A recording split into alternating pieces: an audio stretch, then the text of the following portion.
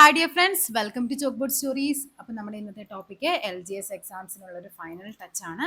നമുക്കറിയാം LGS ഇനി 2-3 face ആയിട്ട് നമുക്ക് ഇനിയും എക്സാംസ് നടക്കാനുണ്ട്. അപ്പോൾ 1-2 ഫേസുമായിട്ട് ബന്ധപ്പെട്ട് നമ്മൾ സയൻസിൻ്റെ ടോപ്പിക്ക് നമ്മൾ ഓൾറെഡി ചെയ്തിട്ടുണ്ട്. സയൻസുമായിട്ട് ബന്ധപ്പെട്ട ക്വസ്റ്റ്യൻസും ഇനി വരാൻ സാധ്യതയുള്ള ക്വസ്റ്റ്യൻസും അതിൻ്റെ സോഴ്സ് ഉൾപ്പെടെ നമ്മളൊരു വീഡിയോ ചെയ്തതാണ്. ഇതിൽ സയൻസ് ഒഴികെയുള്ള ബാക്കി സബ്ജക്റ്റുകളുടെ കുറേശ്ശെ ക്വസ്റ്റ്യൻസും അതുമായിട്ട് ബന്ധപ്പെട്ട് ഇനി പഠിക്കേണ്ട കുറച്ച് കാര്യങ്ങളുമാണ് നമ്മൾ പറയുന്നത്. ക്വസ്റ്റ്യനിലേക്ക് പോകാം. ഫസ്റ്റ് ക്വസ്റ്റ്യൻ നോക്കിക്കേ. Neeraj Chopra 2024 Paris Olympics medal നേടിയ ഇനം ഏതെന്നാണ് ചോദിച്ചിരിക്കുന്നത്. നമുക്കറിയാം ജാവലിൻ ആണെന്നുള്ളത്.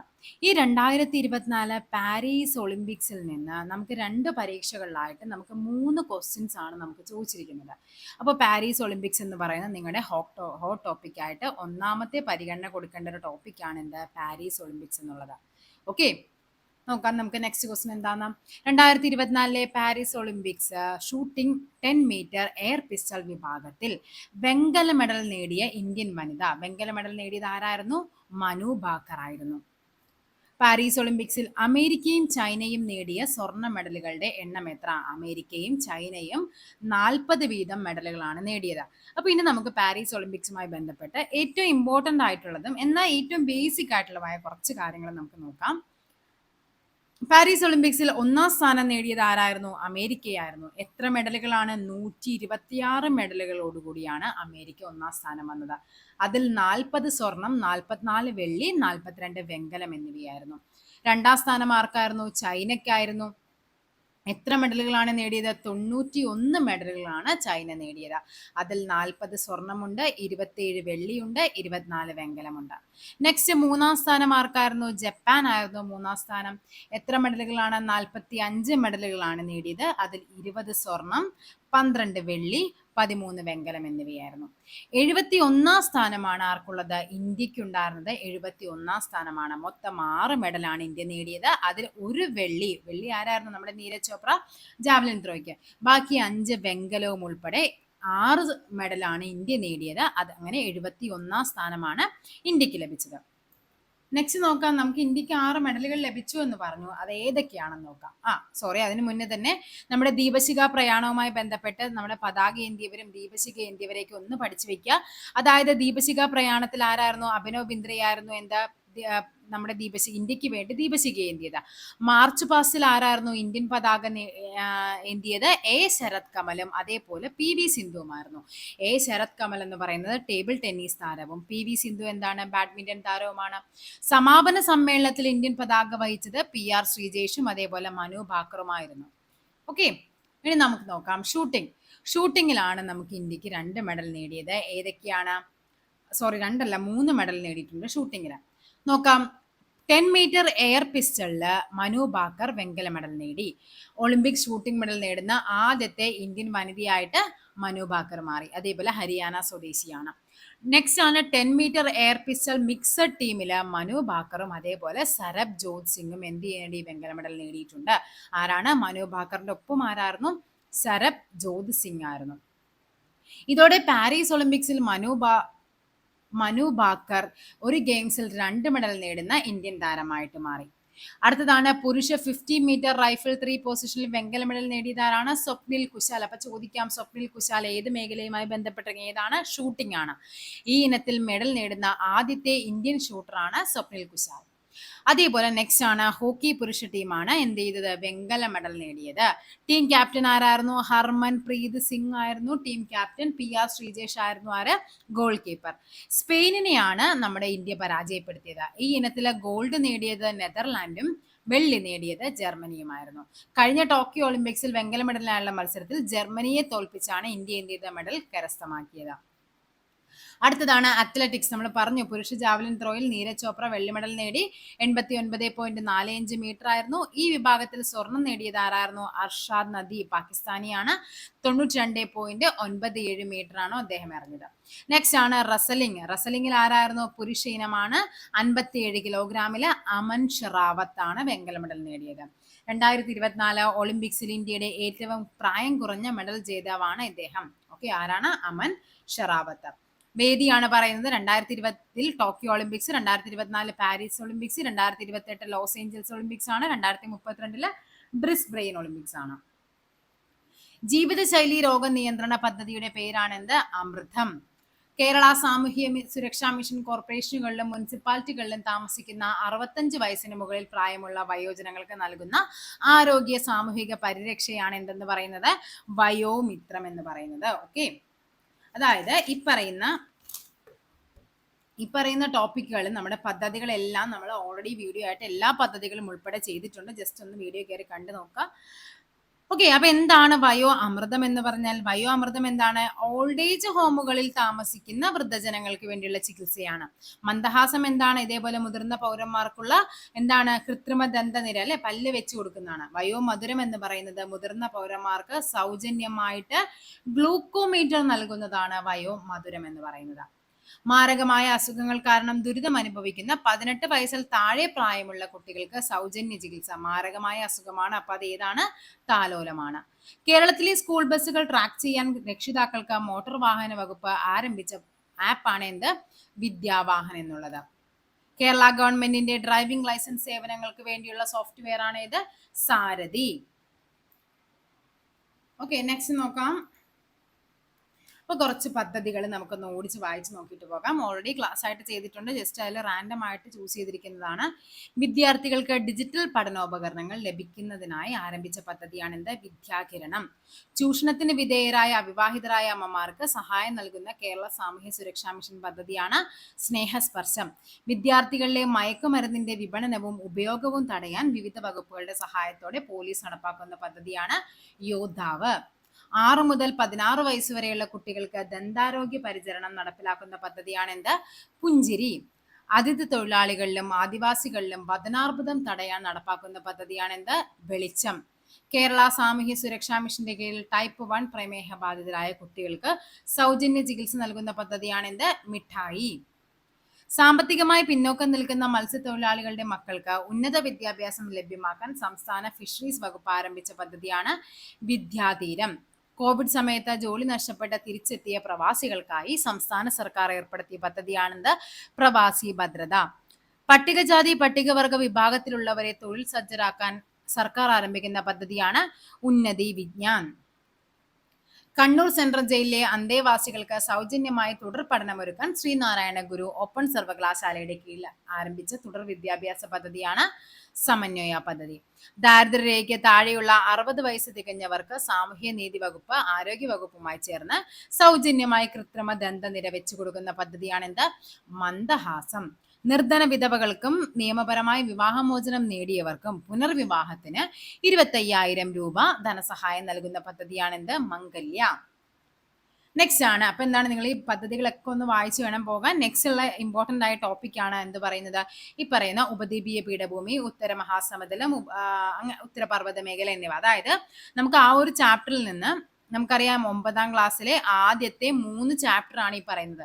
ഈ 3 ചാപ്റ്റർ ഒന്ന് വായിച്ചിട്ട് പുതിയ ടെക്സ്റ്റ് ബുക്ക് വായിക്കുക, അല്ലെങ്കിൽ നിങ്ങൾ എന്ത് ചെയ്യുക, പുതിയ ടെക്സ്റ്റ് ബുക്ക് ഇപ്പൊ അവൈലബിൾ അല്ലാത്തവരെ ഒന്നെങ്കിൽ മെസ്സേജ് ഇടുക, ഞാൻ ആ ടെക്സ്റ്റ് ബുക്ക് നമ്മുടെ ടെലിഗ്രാം ചാനൽ ഇടാം, അല്ലെങ്കിൽ നിങ്ങൾ പഴയ 10th SCRTയിലെ പഴയ ടെക്സ്റ്റ് ബുക്ക് ഉണ്ടെങ്കിൽ വൈവിധ്യങ്ങളുടെ ഇന്ത്യ എന്ന് പറയുന്ന ഒരു ചാപ്റ്റർ ഉണ്ട്, അതാണെങ്കിലും ജസ്റ്റ് ഒന്ന് വായിച്ച് നോക്കിയിട്ട് വേണം പോകാനായിട്ട്.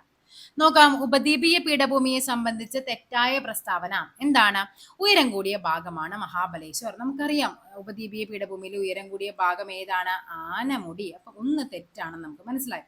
നമുക്ക് വേണ്ടത് തെറ്റായ പ്രസ്താവനയാണ്. നേരെ ഓപ്ഷനിലേക്ക് പോകുക. എന്താണ്? ഇവയൊന്നുമല്ല എന്നുള്ളതല്ല, എന്തോ ഒരെണ്ണം തെറ്റുണ്ട്. പിന്നെന്താണ്? ഒരൊറ്റ എണ്ണേ ഉള്ളൂ. 2, 3, 3, 4 അങ്ങനെയൊന്നും തന്നിട്ടില്ല. സോ ആൻസർ ഏതായിരിക്കും? ഒന്ന് മാത്രമാണ് തെറ്റ്. ബാക്കി നിങ്ങൾ ഓപ്ഷനിലേക്ക് വായിച്ചില്ലേലും നമുക്ക് ആൻസർ കിട്ടും. അപ്പൊ എന്താണ്? ഉപദ്വീപീയ പീഠഭൂമിയുടെ ഭാഗമാണ് എന്ത്? ഡെക്കാൻ പീഠഭൂമി എന്ന് പറയുന്നത്. വിന്ധ്യ, സത്പുര, ആരവല്ലി, പശ്ചിമഘട്ടം, പൂർവ്വഘട്ടം എന്നിവ ഇതിന്റെ ഭാഗമാണ്. ഇതെല്ലാം എന്താണ്? ശരിയായ പ്രസ്താവനകളാണ്. കണ്ടോ? ഈ പറയുന്നതാണ് നമ്മുടെ ഉപദ്വീപീയ പീഠഭൂമി. കണ്ടോ? ഇവിടെയാണ് എന്താ വരുന്നത്? ആരവല്ലി. ഇതാണ് എന്ത്? വിന്ധ്യ, സത്പുര. ഇവിടെ എന്തുണ്ട്? മഹാദിയോ കുന്നുകൾ, മൈക്കല കുന്നുകൾ, കൈമൂർ കുന്നുകൾ, രാജ്മഹൽ കുന്നുകൾ, പൂർവ്വഘട്ടം, പശ്ചിമഘട്ടം. ഇവയെല്ലാം എന്തുമായിട്ടാണ്? ഉപദ്വീപീയ പീഠഭൂമിയുമായിട്ട് ബന്ധപ്പെട്ടതാണ്. പശ്ചിമഘട്ടവും പൂർവ്വഘട്ടം ഇതാണ് നമുക്കറിയാവുന്ന ട്രയാങ്കിൾ ആകൃതിയിൽ കാണപ്പെടുന്ന ഡെക്കാൻ പീഠഭൂമി എന്ന് പറയുന്നത്. ഓക്കെ, അപ്പൊ നിങ്ങൾ പഠിക്കേണ്ടത് ആരവല്ലി, വിന്ധ്യ, സത്പുര, മഹാദിയോ, മൈക്കല, കൈമൂർ, അതേപോലെ രാജ്മഹൽ കുന്നുകൾ. ഇതെല്ലാം എന്തിന്റെ ഭാഗമാണ്? നമ്മുടെ ഉപദ്വീപീയ പീഠഭൂമിയുടെ ഭാഗമാണ്.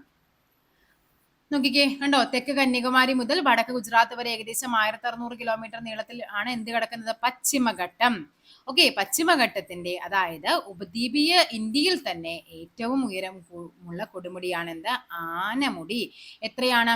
26.95 മീറ്റർ ആണ് ആനമുടിയുടെ ഉയരം എന്ന് പറയുന്നത്. ഓക്കെ, നെക്സ്റ്റ് ആണ് ഉത്തരപർവ്വത മേഖല. ഉത്തരപർവ്വത മേഖലയെ സംബന്ധിച്ച് തെറ്റായ പ്രസ്താവന. നേരെ ഓപ്ഷനിലേക്ക് പോയിക്കേ, ഏതോ ഒരെണ്ണം മാത്രമേ തെറ്റുള്ളൂ എന്ന് മനസ്സിലായി. വായിച്ചു നോക്കാം. ഉത്തരപർവ്വത മേഖലയിൽ സ്ഥിതി ചെയ്യുന്ന പർവ്വത നിരകളുടെ അടിസ്ഥാനത്തിൽ ട്രാൻസ് ഹിമാലയം, ഹിമാലയം, പൂർവാചൽ എന്നിങ്ങനെ തരംതിരിക്കുന്നുണ്ട്. ഓക്കെ, നമ്മളിത് പഠിക്കുന്നതാണ്. നമ്മൾ ഈ 3 ചാപ്റ്ററും കംപ്ലീറ്റ് ആയിട്ട് നമ്മൾ ടെക്സ്റ്റ് ബുക്ക് ന്യൂ SCERT എന്ന് പറയുന്ന ഒരു പ്ലേലിസ്റ്റ് ചെക്ക് ചെയ്താൽ നിങ്ങൾക്ക് കിട്ടും. ആ 3 ചാപ്റ്റർ ഇമ്പോർട്ടൻ്റ് ആയതുകൊണ്ട് അത് 3 ആദ്യം ചെയ്തിട്ടിട്ടുണ്ട്.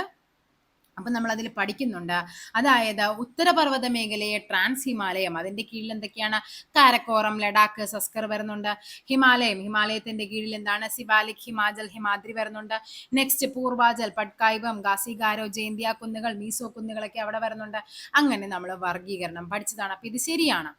ഭൂമിശാസ്ത്രപരമായ പ്രത്യേകതകളുടെ അടിസ്ഥാനത്തിൽ ഹിമാലയൻ നിരകളെ നമ്മൾ എന്താക്കി? 3 ആക്കി തിരിക്കുന്നുണ്ട്. എങ്ങനെയൊക്കെയാണ്? സിവാലിക്, ഹിമാചൽ, ഹിമാദ്രി. അതും നമ്മൾ പഠിച്ചതാണ് അല്ലെ. എന്താണ്? ഹിമാദ്രി, ഹിമാചൽ, സിവാലിക് ഇങ്ങനെയാണ് വരുന്നത്. ഇതാണ് ഈ പറയുന്നത് ഹിമാദ്രി, ഏറ്റവും വടക്കേ അറ്റം, ഏറ്റവും ഉയരമുള്ളത്.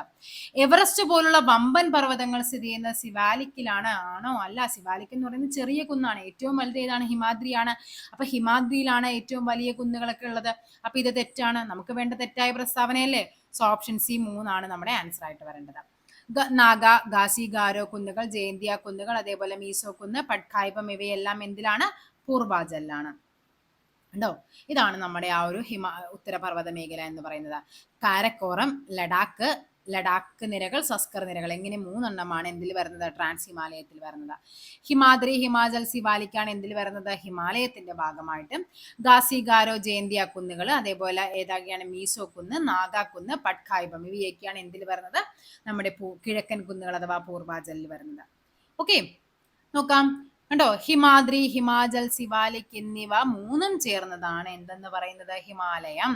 ഹിമാലയൻ നിരകളിൽ ഏറ്റവും തെക്കുള്ളത് നമ്മൾ ഇങ്ങനെയാണ് പഠിച്ചത്: ഹിമാദ്രി, ഹിമാചൽ, സിവാലിക്. ഇവിടെ ഇതാണ് ഇവിടെ ശരിക്കും നമുക്ക് തെക്ക് വടക്ക് കേട്ടോ. അപ്പൊ ഏറ്റവും വടക്കറ്റത്തുള്ളത് ഏതാണ്? ഹിമാദ്രിയാണ്. നടുക്കേതാണ്? ഹിമാചലാണ്. ഏറ്റവും ലാസ്റ്റ് വരുന്നത്, അതായത് തെക്കേ അറ്റം ഏതാണ്? നമ്മുടെ സിവാലിക്കാണ്. ഇവിടെ അറ്റമായതുകൊണ്ട് തന്നെ ഇതിനെ എന്താണ്? ഔട്ടർ ഹിമാലയ എന്ന് പറയുന്നു. ഇവിടെ എന്താണ്? നടുക്കുള്ളതിനെ എന്ത് പറയുന്നു? ലെസ്സർ ഹിമാലയ എന്ന് പറയുന്നു. ഈ പറയുന്ന ഹിമാദ്രിയാണ് ഇന്നർ ഹിമാലയ അഥവാ ഗ്രേറ്റർ ഹിമാലയ എന്നൊക്കെ പറയുന്നത്. അപ്പൊ ഔട്ടർ ഹിമാലയം ഏതാണ്? സിവാലിക്കാണ്. ലെസ്സർ ഹിമാലയം ഏതാണ്? നമ്മുടെ ഏതാണ്? ഹിമാചലാണ്. ഹിമാദ്രി, ഹിമാചൽ, സിവാലിക്. അപ്പൊ ഹിമാചലാണ് ലെസ്സർ ഹിമാലയം. ഗ്രേറ്റർ ഹിമാലയം അഥവാ ഇന്നർ ഹിമാലയം എന്നറിയപ്പെടുന്നതാണ് എന്ത്? നമ്മുടെ ഹിമാദ്രി എന്ന് പറയുന്നത്. ലോകത്തിലെ ഉയരമേറിയ മിക്ക കൊടിമുടികളും കാണപ്പെടുന്നത് ഈ നിരയിലാണ്. ഓക്കെ, നോക്കാം. ഇന്ത്യയിലെ ഏറ്റവും ഉയരമുള്ള കൊടുമുടിയായ മൗണ്ട് കേറ്റു റിപ്പീറ്റഡ് PYQ ആണ്. മൗണ്ട് കേറ്റു എവിടെയാണ്? കാരക്കോറം മലനിരകളിലാണ്. അപ്പൊ നമ്മൾക്കറിയാം എവിടെയാണ്? ട്രാൻസ് ഹിമാലയത്തിന്റെ ഭാഗമായിട്ട് വരുന്ന കാരക്കോറം മലനിരകളിലാണ് എന്ത് സ്ഥിതി ചെയ്യുന്നത്? മൗണ്ട് കേറ്റു സ്ഥിതി ചെയ്യുന്നത്. ലോകത്തിലെ ഉയരമേറിയ കൊടുമുടിയായ മൗണ്ട് കേറ്റു എവിടെയാണ്? കാരക്കോറം. 86.11 ആണ് അതിന്റെ ഉയരം എന്ന് പറയുന്നത്. ഇവിടെ നമുക്ക് പഠിക്കേണ്ടത്, നമ്മൾ ഹിമാലയത്തെ നമ്മൾ വീണ്ടും 3 ആയിട്ട് തിരിക്കുന്നുണ്ട്. ഹിമാലയ മേഖലയെ എങ്ങനെയാണ്? പടിഞ്ഞാറൻ ഹിമാലയം എന്നും, മധ്യ ഹിമാലയം എന്നും, കിഴക്കൻ ഹിമാലയം എന്നും. അതായത് നമ്മൾ ഈ പറയുന്ന ഉത്തരപർവ്വത മേഖലയെ നമ്മൾ 3 ആയിട്ട് തിരിച്ചു. ഓക്കെ, ട്രാൻസ് ഹിമാലയം, ഹിമാലയം, കിഴക്കൻ കുന്ന്. അത് കൂടാതെ ഇവിടെ എന്താണ്? പടിഞ്ഞാറൻ ഹിമാലയം എന്നും, കിഴക്കൻ ഹിമാലയം, മധ്യ ഹിമാലയം എന്നും, കിഴക്കൻ ഹിമാലയം എന്നും വീണ്ടും തിരിക്കുന്നുണ്ട്. അതിൽ നമുക്ക് നോക്കാം. എവിടെയാണ്? സിന്ധു മുതൽ കാളി വരെയാണ് പടിഞ്ഞാറൻ ഹിമാലയം വരുന്നത്. കാളി മുതൽ ടീസ്റ്റ വരെയാണ് മധ്യ ഹിമാലയം വരുന്നത്. ടീസ്റ്റ ടു ബ്രഹ്മപുത്ര കിഴക്കൻ ഹിമാലയം വരുന്നുണ്ട്. അപ്പൊ ജമ്മു കാശ്മീരിന്റെ വടക്ക് സിന്ധു നദി താഴ്വര മുതൽ ഉത്തരാഖണ്ഡിന്റെ കിഴക്ക് കാളി നദി വരെ എവിടെയാണ്? അതിനെയാണ് നമ്മൾ പടിഞ്ഞാറൻ ഹിമാലയം എന്ന് പറയുന്നത്. ഈ പടിഞ്ഞാറൻ ഹിമാലയത്തെ നമ്മൾ വീണ്ടും ക്ലാസിഫൈ ചെയ്യുന്നുണ്ട്. എങ്ങനെയൊക്കെയാണ്? കാശ്മീർ ഹിമാലയം, ഹിമാചൽ ഹിമാലയം, ഉത്തരാഖണ്ഡ് ഹിമാലയം. അതിൽ ഈ കാശ്മീർ ഹിമാലയത്തിന്റെ ഭാഗമായിട്ടാണ് എന്തൊക്കെ വരുന്നത്? കാരക്കോറം, ലഡാക്ക്, സസ്കർ, ഈ പറയുന്ന മൗണ്ട് ഗേറ്റും ഒക്കെ വരുന്നത് എന്തിന്റെ ഭാഗമായിട്ടാണ്? കാശ്മീർ ഹിമാലയം. ചിലപ്പോൾ അങ്ങനെയും ചോദിക്കാം, താഴെ തന്നിരിക്കുന്നതിൽ ഏത് ഹിമാലയത്തിന്റെ ഭാഗമായാണ് മൗണ്ട് ഗേറ്റ് സ്ഥിതി ചെയ്യുന്നത്? കാശ്മീർ ഹിമാലയം, ഹിമാചൽ ഹിമാലയം, ഉത്തരാഖണ്ഡ് ഹിമാലയം, അല്ലെങ്കിൽ മധ്യ ഹിമാലയം എന്നൊക്കെ പറഞ്ഞു തരും. അപ്പൊ നമ്മൾ അറിഞ്ഞിരിക്കണം, പടിഞ്ഞാറൻ ഹിമാലയത്തിന്റെ ക്ലാസിഫിക്കേഷനിൽ വരുന്ന കാശ്മീർ ഹിമാലയത്തിലാണ് എന്ത് വരുന്നത്? മൗണ്ട് ഗേറ്റ് സ്ഥിതി ചെയ്യുന്നത്. ചെമ്മണ്ണിന്റെ ചുവപ്പ് നിറം. ചെമ്മണ്ണിന്റെ ചുവപ്പ് നിറം എന്താണ് കൊടുക്കുന്നത്? ഇരുമ്പാണ് നമ്മുടെ മണ്ണിന് ചുവപ്പ് നിറം നൽകുന്നത്. ഇന്ദ്രാവതി ഏത് നദിയുടെ പോഷക നദിയാണ്? ഗോദാവരി നദിയുടെ പോഷക നദിയാണ് ഇന്ദ്രാവതി എന്ന് പറയുന്നത്. ഉണ്ടോ? ഉത്തരേന്ത്യൻ സമതലം രണ്ടാമത്തെ ചാപ്റ്ററിലാണ് പറയുന്നത്. ഉത്തരേന്ത്യൻ സമതലങ്ങളിൽ വ്യാപകമായി കാണപ്പെടുന്ന മണ്ണ് ഏതാണ്? എക്കൽ മണ്ണാണ്. ഓക്കെ, ഇവിടെ എന്താണ്? ഖാദറും ബങ്കറും ആണ് നമുക്ക് പിന്നെ പഠിക്കാനുള്ളത്. പഴയ എക്കൽ മണ്ണാണെങ്കിൽ അത് പഴയത് ബങ്കറാണ്. പുതിയത് എന്താണ്? ഖാദർ മണ്ണാണ്. ഓക്കെ, അതേപോലെ മധ്യഗംഗാ സമതലത്തിന്റെ തെക്കൻ ഭാഗങ്ങളിലായി ചെമ്മണ്ണ് കാണപ്പെടുന്നു. ഇരുമ്പിന്റെ സാന്നിധ്യമാണ് ഈ മണ്ണിന് ചുവപ്പ് നിറം നൽകുന്നത്. അതേപോലെ തന്നെ മണ്ണ് എന്താണ്? ലവണ മണ്ണാണ്. സുന്ദർബൻ ഡെൽറ്റ പ്രദേശങ്ങളിൽ കാണപ്പെടുന്ന ലവണ മണ്ണാണ്. അപ്പൊ എന്താണ്? ഈ മണ്ണിൽ എന്താണ്? ഉപ്പിന്റെ അംശം വളരെ കൂടുതലുമായിരിക്കും. ഇനി നമ്മൾ ആ രണ്ടാമത്തെ ക്വസ്റ്റ്യൻ ആണ്, അതായത് നമ്മളോട് ചോദിച്ചിരിക്കുന്നത് ഇന്ദ്രാവതിയാണ്. അത് എന്തിന്റെ പോഷക നദിയാണ്? ഗോദാവരിയുടേത്. ബാക്കി പഠിച്ചു വെക്കണം. മഹാനദി പോഷക നദികളാണ് ഇബ്ബ്, ടെല്ല്, മഹാനദി. എവിടെ നിന്നാണ് ഉത്ഭവിക്കുന്നത്? ഛത്തീസ്ഗഡിലെ റായ്പൂരിലെ സിഹാവയിൽ നിന്ന് ഉത്ഭവിക്കുന്ന മഹാനദിയുടെ പോഷക നദികളാണ് ഇബ്ബും ടെല്ലും. പ്രൺഹിത, ഇന്ദ്രാവതി, ശബരി, ഗോദാവരി മഹാരാഷ്ട്രയിലെ നാസിക്കിൽ നിന്ന് ഉത്ഭവിക്കുന്ന ഗോദാവരിയുടെ പോഷക നദികളാണ് പ്രൺഹിത, ഇന്ദ്രാവതി, ശബരി എന്നിവ. കൃഷ്ണ മഹാരാഷ്ട്രയിലെ മഹാബലേശ്വരിൽ നിന്ന് ഉത്ഭവിക്കുന്നു. തുംഗഭദ്ര, ഭീമ, കൊയ്ന. കാവേരി എവിടെ നിന്നാണ്? ബ്രഹ്മഗിരി കുന്നുകൾ. എവിടെയാണ്? കബനി, ഭവാനി, അമരാവതി. താഴെ പറയുന്ന പ്രസ്താവനകളിൽ ശരിയേത്? ശരിയായ പ്രസ്താവനകളാണ് വേണ്ടത്. കാൺപൂർ കേന്ദ്രമാക്കി സ്വാതന്ത്ര്യ സമരം നയിച്ചിരുന്ന നേതാക്കന്മാരായിരുന്നു നാനാ സാഹിബും താന്തിയ തോപ്പിയും. ഇത് ശരിയായ പ്രസ്താവനയാണ്. ബീഗം ഹസ്രത്ത് മഹലായിരുന്നു ഫൈസാബാദിലെ സ്വാതന്ത്ര്യ സമര നായിക. എവിടെയാണ്? ലക്നൌവിലെ സ്വാതന്ത്ര്യ സമര നായികയായിരുന്നു ആര്? ബീഗം ഹസ്രത്ത് മഹൽ. ലക്നൗ കേന്ദ്രമാക്കി ബ്രിട്ടീഷുകാർക്കെതിരെ പോരാടിയ നേതാവായിരുന്നു മൗലാന അഹമ്മദുള്ള. മൗലാന അഹമ്മദുള്ള എവിടെയായിരുന്നു? ഫൈസാബാദ് കേന്ദ്രമാക്കി ബ്രിട്ടീഷുകാർക്കെതിരെ പോരാടിയ നേതാവായിരുന്നു മൗലവി അഹമ്മദുള്ള എന്ന് പറയുന്നത്. അപ്പൊ ഇവിടെ ഏതാണ്? ഒന്ന് മാത്രമാണ് ഇവിടെ ശരിയായിട്ട് വരുന്നത്. ഇതാണ് ആ ടെക്സ്റ്റ് ബുക്കിൽ പറഞ്ഞിരിക്കുന്ന ബോക്സ് ആണ് തന്നിരിക്കുന്നത്. ജസ്റ്റ് ഒന്ന് പഠിച്ചു വെക്കുക. ഡൽഹി ബഹദൂർ ഷാ സെക്കൻഡ് ആണ്. ഝാൻസി റാണി ലക്ഷ്മിബായി ആണ്. ലക്നൗ ബീഗം ഹസ്രത്ത് മഹലാണ്. കാൺപൂർ നാനാ സാഹിബും താന്തിയ തോപ്പിയുമാണ്. ഫൈസാബാദ് മൗലവി അഹമ്മദുള്ളയാണ്. കമ്പ്യൂട്ടറുകളെ ചിന്തകൾ കൊണ്ട് നിയന്ത്രിക്കുന്നതിന് മനുഷ്യ മസ്തിഷ്കത്തിന്റെ വയർലെസ് ചിപ്പ് സ്ഥാപിച്ച പരീക്ഷണം നടത്തുന്ന ഇലോൺ മസ്കിന്റെ കമ്പനിയാണ് എന്ത്? Neuralink corporation. നമ്മുടെ ബുള്ളറ്റിന്റെ ക്ലാസ്സിൽ കണ്ടാൽ മനസ്സിലാകും. ഫെബ്രുവരി ബുള്ളറ്റിൽ പറഞ്ഞിരിക്കുന്ന ഒരു ടോപ്പിക് ആയിരുന്നു അത്.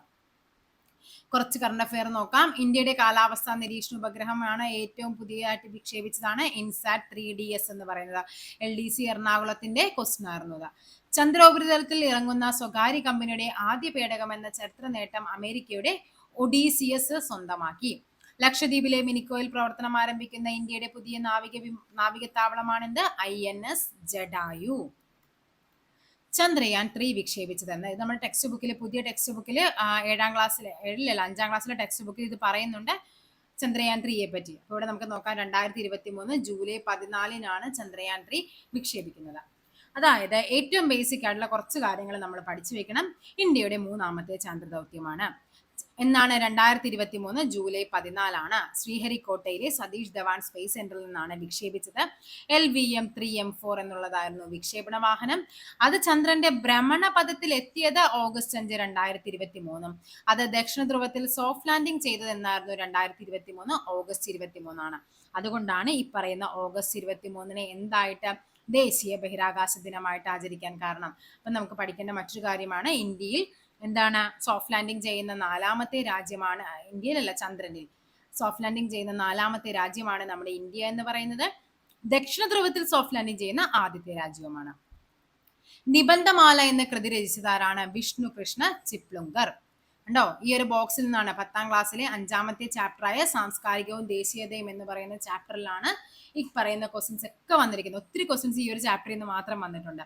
ഗോര ഗീതാഞ്ജലി ആരുടേതാണ്? രവീന്ദ്രനാഥ ടാഗോർ, ബംഗാളി ഭാഷയിലാണ്. ഗീതാഞ്ജലി നമുക്ക് എല്ലാവർക്കും അറിയാവുന്നതാണ്. അക്കൂട്ടത്തിൽ പഠിച്ചു വെക്കേണ്ട ഒരു പേരാണിത്, ഘോര ഗീതാഞ്ജലി. കണ്ട, ഘോര ഗീതാഞ്ജലി നമുക്കറിയാം. അവിടെ നിന്ന് എന്ത് ചെയ്യണം? ഈ രവീന്ദ്രനാഥ ടാഗോറിന്റെ രായ കൂടി കൂട്ടിയിട്ട് ഘോര എന്തെങ്കിലും ഓർത്ത് നിങ്ങൾ പഠിച്ചു വെക്കാം. സേവാസദൻ, പ്രേമാശ്രമം, രംഗഭൂമി, ഗോദാൻ ആരുടേതാണ്? പ്രേംചന്ദിന്റെ. അപ്പൊ ഇവിടെ ചോദിക്കാവുന്ന ചാൻസ് ഉള്ളതെന്ന് പറഞ്ഞാൽ താഴെ തന്നിരിക്കുന്നത് പ്രേംചന്ദിന്റെ കൃതികളല്ലാത്തത് അല്ലെങ്കിൽ ആവുന്നത് ഇതൊക്കെയെന്നൊക്കെ പറഞ്ഞ് ചോദിക്കാം. പാഞ്ചാലി ശബ്ദം, കളിപ്പാട്ട്, കണ്ണംപാട്ട്, കുയിൽപ്പാട്ടൊക്കെ ആരുടേതാണ്? സുബ്രഹ്മണ്യ ഭാരതിയുടേതാണ്. നെക്സ്റ്റ് എന്താന്ന് നോക്കാം. ഹയാത്ത് ഇ സാദി, ഹയാത്ത് ഇ ജവീദ് ആരുടേതാണ്? അൽതാഫ് ഹുസൈൻ ഹാലിയുടേതാണ്. ഉറുദു ഭാഷയാണ്. നിബന്ധമാല, വിഷ്ണുകൃഷ്ണ ചിപ്ലുങ്കർ മറാത്തി ഭാഷയിലാണ്. എന്റെ ഗുരുനാഥൻ ബാപ്പുജി, ഇന്ത്യയുടെ കരച്ചിൽ ആരുടേതാണ്? വള്ളത്തോൾ നാരായണ. എന്റെ ഗുരുനാഥനും ബാപ്പുജി എല്ലാവർക്കും അറിയാവുന്നതാണ്, കൂട്ടത്തിൽ പഠിച്ചു വെക്കുക, ഇന്ത്യയുടെ കരച്ചിൽ. അടുത്തതാണ് ചേരുംപടി ചേർക്കുക. ഏതാണ്? വരാഹമിഹിരൻ. വരാഹമിഹിരൻ ഏതാണ്? കാളിദാസൻ, വിശാഖദത്തൻ. ഇവിടെ കാളിദാസൻ മിക്കവർക്കും അറിയാൻ പറ്റുന്ന ഒരു ടോപ്പിക് ആയിരിക്കും. ഏതാണ്? വിക്രമോർവശീയമാണ്. അപ്പൊ കാളിദാസൻ ഏതാണ്? വിക്രമോർവശീയം. അപ്പൊ 2A ആണ്. അപ്പൊ ഇത് രണ്ടും അങ്ങ് വെട്ടിക്കളയുക. ഇവിടെ നോക്കിക്കേ, 1B ആണ് വരാഹമിഹിരൻ. അപ്പൊ എന്താണ്? വരാഹമിഹിരൻ ലഘുജാതകമാണ്. അതേപോലെ വിശാഖദത്തന്റേതാണ് മുദ്രാരാക്ഷസം. ശുദ്രകന്റേതാണ് എന്ത് പറയുന്ന മൃച്ഛകടികം. ഇത് നമ്മുടെ കണ്ടോ 8ാം ക്ലാസ്സിലെ 9ാമത്തെ ചാപ്റ്ററിലാണ് ഈ ഒരു കണ്ടന്റ് പറയുന്നത്. നോക്കി വെക്കുക. കാളിദാസൻ, അഭിജ്ഞാന ശാകുന്തളം, കുമാരസംഭവം എല്ലാവർക്കും അറിയാൻ പറ്റും, കൂട്ടത്തിൽ പഠിച്ചു വെക്കുക. വിക്രമോർവശീയവും അതേപോലെ മാളവികാഗ്നിമിത്രവും. ശുദ്രകൻ മൃച്ഛകടികം, വിശാഖദത്തൻ മുദ്രാരാക്ഷസവും ദേവി ചന്ദ്രഗുപ്തവും, വരാഹമിഹിരൻ പഞ്ചസിദ്ധാന്തിക, ലഘുജാതകം, ബൃഹജ്ജാതകം. ആര്യഭടൻ ആര്യഭടീയം, അമരസിംഹം അമരകോശം. അത് രണ്ടും വലിയ കുഴപ്പമുണ്ടല്ലോ, പരീക്ഷയ്ക്ക് ചോദിക്കാനും ചാൻസ് കുറവായിരിക്കും. പേരിൽ തന്നെ നമുക്ക് കിട്ടും. ബാക്കിയുള്ളവരുടെ പേരും കാര്യങ്ങളും ഒന്ന് പഠിച്ചു വയ്ക്കുക. രാജാറാം മോഹൻ റായ് തുടക്കം കുറിച്ച പത്രങ്ങൾ ഏതാണ്? മിറാത്തുൽ അക്ബറും സമ്പാദ് കൗമുദിയുമാണ്. ഓപ്ഷൻ ബി 3ഉം 4ഉമാണ് ആൻസർ ആയിട്ട് വരേണ്ടത്. താഴെ പറയുന്നവയിൽ ബാലഗംഗാധർ തിലകന്റെ ജേണലാണ് എന്ത്? മറാത്ത. നോക്കാം നമുക്ക്. ഇതും ആ 10ാം ക്ലാസ്സിലെ ആ ചാപ്റ്ററിൽ നിന്നാണ്. സംസ്കാരികവും ദേശീയതയും എന്ന ചാപ്റ്റർ ആണ്. ഹിന്ദു സ്വദേശി മിത്രം പത്രം ആരുടേതാണ്? ജി സുബ്രഹ്മണ്യർ. അമൃത ബസാർ പത്രിക ശശികുമാർ ഘോഷും മോത്തിലാൽ ഘോഷും. ബോംബെ സമാചാർ ആരുടേതാണ്? ഫർദുർജി മസ്ബാൻ. കേസരി മറാത്ത ബാൽ ഗംഗാധര തിലകൻ. ബംഗാളി പത്രം ആരുടേതാണ്? Surendranath Banerjee. Voice of India Dadabhai Naoroji. Shome Prakash Ishwarchandra Vidyasagar. New India commonwealth Mrs Annie Besant. Young India Harijan Mahatma Gandhi. Al Hilal Maulana Abdul Kalam Azad. Vande Mataram Lala Lajpat Rai. Nation Gopalakrishna Gokhale. ഇത്രയുമാണ് നമുക്ക് പഠിക്കാനുള്ളത്. ഈ പറയുന്നതിൽ ആര് തന്നിട്ടില്ല? ഈ പറയുന്ന ആരുടെ? രാജാറാം മോഹൻ റോയുടെ തന്നിട്ടില്ല. പക്ഷേ അതിൽ തന്നെ ആ ചാപ്റ്റർ അതിന്റെ താഴെ തന്നിട്ടുണ്ട്. ദേശീയ കാഴ്ചപ്പാടുകൂടി പത്രങ്ങൾക്ക് ഇന്ത്യയിൽ തുടക്കം കുറിച്ചതാരാണ്? രാജാറാം മോഹൻ റോയ് ആണ്. അദ്ദേഹം ബംഗാളി ഭാഷയിൽ ആരംഭിച്ച പത്രമാണ് എന്ത്? സമ്പാദ് കൗമുദി. അതേപോലെ തന്നെ പേർഷ്യൻ ഭാഷയിൽ പുറത്തിറക്കിയതാണ് മിറാത്തുൽ അക്ബർ. അപ്പൊ ഇവിടെ പഠിക്കേണ്ടത് രാജാറാം മോഹൻ റോയുടേതാണ് സമ്പാദ് കൗമുദിയും മിറാത്തുൽ അക്ബറും. അതിൽ സമ്പാദ് കൗമുദി ബംഗാളി ഭാഷയിലും മിറാത്തുൽ അക്ബർ പേർഷ്യൻ ഭാഷയിലുമാണ്. ചിലപ്പോൾ അതും ചോദിക്കാം. താഴെ തന്നിരിക്കുന്നവയിൽ മിറാത്തുൽ അക്ബർ ഏത് ഭാഷയിലാണ് രാജാറാം മോഹൻ റോയ് തുടങ്ങി വെച്ചതെന്നൊക്കെ പറഞ്ഞ് ചോദിക്കാം. പഠിച്ചു വെക്കുക. മിറാത്തുൽ അക്ബർ പേർഷ്യൻ ഭാഷയിലും ബംഗാളി ഭാഷയിലാണ് എന്ത്? സമ്പാദ് കൗമുദി. നെക്സ്റ്റ് പഠിക്കേണ്ടതാണ് വർത്തമാന പത്രങ്ങളുടെ ശക്തി മനസ്സിലാക്കി സ്വാഭാവികമായിട്ടും എന്ത് ചെയ്യും? ഈ ബ്രിട്ടീഷുകാരുടെ തോന്നിവാസങ്ങളെല്ലാം അവരെന്ത് ചെയ്യും? പത്രങ്ങളിലൂടെ അത് ശക്തമായിട്ട് അതിനെ പ്രതിഷേധിക്കാൻ തുടങ്ങിയപ്പോഴേക്കും അവർക്ക് മനസ്സിലായി ഇത് ശരിയാവില്ല എന്ന് മനസ്സിലായിട്ട് ബ്രിട്ടീഷ് ഗവൺമെന്റ് എന്ത് ചെയ്യും? അവയെ അങ്ങ് നിയന്ത്രിക്കാൻ പല ശ്രമങ്ങളും നടത്തും. അതിൽ ഏറ്റവും പ്രധാനപ്പെട്ടതാണ് 1878 ലിട്ടൺ പ്രഭു നടപ്പിലാക്കിയ പ്രാദേശിക ഭാഷാപത്ര നിയമം. അപ്പൊ ചോദിക്കാറുണ്ട്, പ്രാദേശിക ഭാഷാപത്ര നിയമം പാസാക്കിയതാരാണ്? ലിട്ടൺ പ്രഭു. ഏത് വർഷമാണ്? 1878. ഇത് രണ്ടും PSCക്ക് ചോദിക്കുന്ന ക്വസ്റ്റ്യൻസ് ആണ്. ഇന്ത്യയിലെ മുസ്ലിങ്ങളുടെ സാമൂഹികവും വിദ്യാഭ്യാസപരവുമായ പുരോഗതിക്കായി സ്ഥാപിച്ച സംഘടനയാണ് അലിഗഡ് പ്രസ്ഥാനം. ഉണ്ടോ? ഇതാണ് ആ ക്വസ്റ്റ്യൻ പറഞ്ഞിരിക്കുന്നത്. അലിഗഡ് പ്രസ്ഥാനം. സർ സയ്യിദ് അഹമ്മദ് ഖാൻ ഇന്ത്യയിലെ മുസ്ലിങ്ങളുടെ സാമൂഹികവും വിദ്യാഭ്യാസപരവുമായ പുരോഗതിക്കായി വാദിച്ചു. ആ സംഘടനയുടെ ആശയമായിരുന്നു ഈ തന്നിരിക്കുന്ന ഈ ഒരു ഇത്രയുമല്ലേ ആ ക്വസ്റ്റ്യൻ ആയിട്ട് ചോദിച്ചിരിക്കുന്നത്. ബാക്കിയുള്ളത് നമുക്ക് പഠിക്കണ്ടേ? അപ്പൊ എന്താണ് ആര്യ സമാജം? സ്വാമി ദയാനന്ദ സരസ്വതിയുടേതാണ്.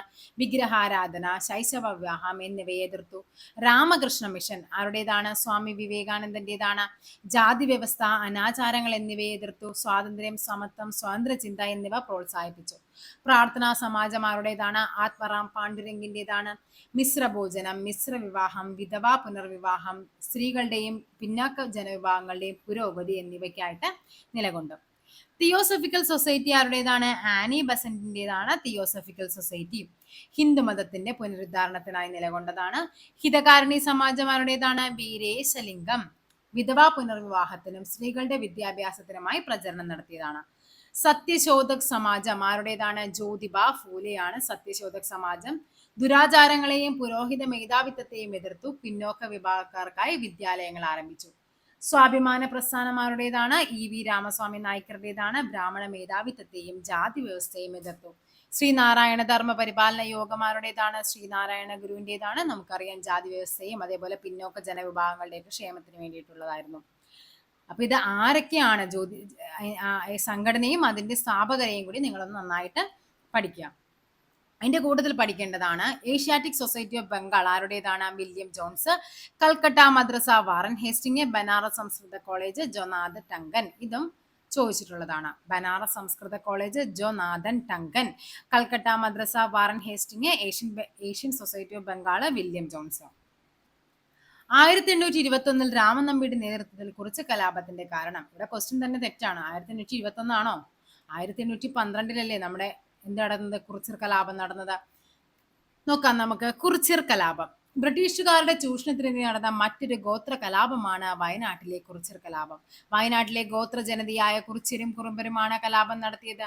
1812 ഈ കലാപം നടന്നത്. കാരണങ്ങൾ എന്തൊക്കെയായിരുന്നു? ബ്രിട്ടീഷുകാർ അമിത നികുതി ചുമത്തി, നികുതി പണമായി അടക്കാൻ നിർബന്ധിച്ചു, നികുതി അടക്കാൻ കഴിയാത്തവരുടെ കൃഷിഭൂമി പിടിച്ചെടുത്തു. ഈ 3 അതേ സ്റ്റേറ്റ്മെന്റ് ഒരു വ്യത്യാസവും ഇല്ലാതെയാണ് ആ ക്വസ്റ്റ്യൻ പേപ്പറിൽ തന്നിരുന്നത്. സോ ഓപ്ഷൻ 1, 2, 3 എന്ന് പറയുന്നത് ഇവിടെ ശരിയാണ്.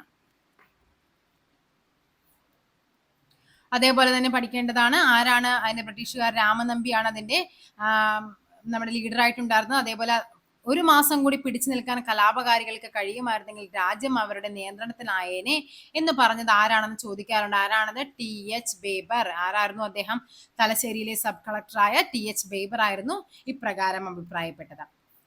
സ്വതന്ത്രാനന്തരം നാട്ടുരാജ്യങ്ങളെ ഇന്ത്യൻ യൂണിയൻ ലയിപ്പിക്കുന്നതിന് സ്വീകരിച്ച മാർഗങ്ങൾ. സൈനിക നടപടി, ലയനക്കരാർ, അനുരഞ്ജനം. 1, 2, 3 നോക്കാം നമുക്ക്. ഉണ്ടോ? 10ാം ക്ലാസ്സിലെ 7ാമത്തെ ചാപ്റ്ററിലാണ് ഇത് പറയുന്നത്. നാട്ടുരാജ്യങ്ങളുടെ സംയോജനം.